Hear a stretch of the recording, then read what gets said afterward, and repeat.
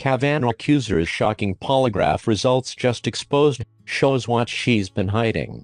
Attorneys for Christine Blasey Ford have released results from a polygraph test she took last month which she apparently passed, except there is just one huge problem. The narrative that the left has utilized to the fullest in their desperate attempts to stop Judge Brett Kavanaugh from being confirmed to the Supreme Court of the United States is falling apart, in a story chock full of inconsistencies. Blasey Ford is the first woman to accuse Kavanaugh of drunkenly groping her at a party after pushing her into a bedroom and covering her mouth with his hand to prevent her from screaming at a high school party when he was just 17 years old. She was 15 years old, she thinks. She is not entirely sure of when exactly these events occurred but claims sometime in the 1980s. She has been largely unable to produce any sort of credible and solid evidence to back up her very serious accusations against Kavanaugh. One of the points in her favor according to Democrats in opposition to Kavanaugh's confirmation is that Blasey Ford took a lie detector or polygraph test which has been widely reported by the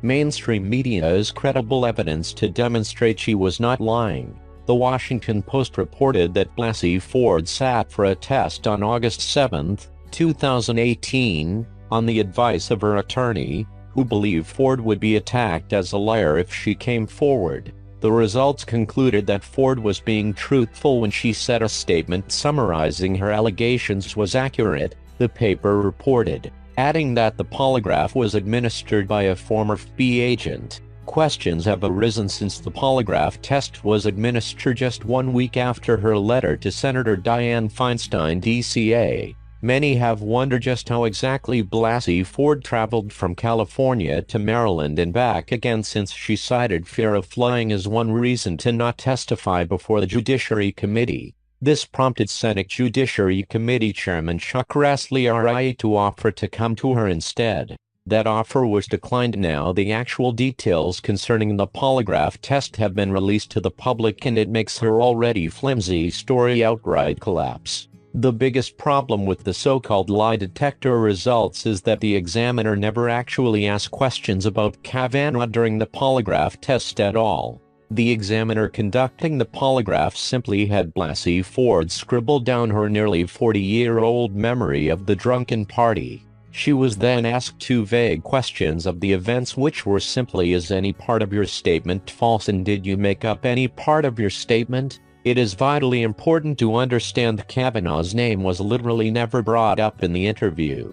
Instead, Blasey Ford was asked if she believed her own handwritten account of the events that transpired. The name Kavanaugh appears nowhere in that written statement either. The Daily Caller reports, in her handwritten statement included in her polygraph, Ford claims that there were 4 boys and a couple of girls at the party. Ford's claim that there were 4 boys and a couple of girls at the party contradicts Ford and her lawyer's other accounts of how many people were present. In her letter to Democratic Senator Dianne Feinstein, Ford claimed that there were 4 others present. She also told the Washington Post that there were 4 boys at the party and 2 Kavanaugh and his friend, Mark Judge, in the room where the assault allegedly occurred. Ford's lawyer, Deborah Katz, later told CNN that there were 4 guys and 1 other girl at the party.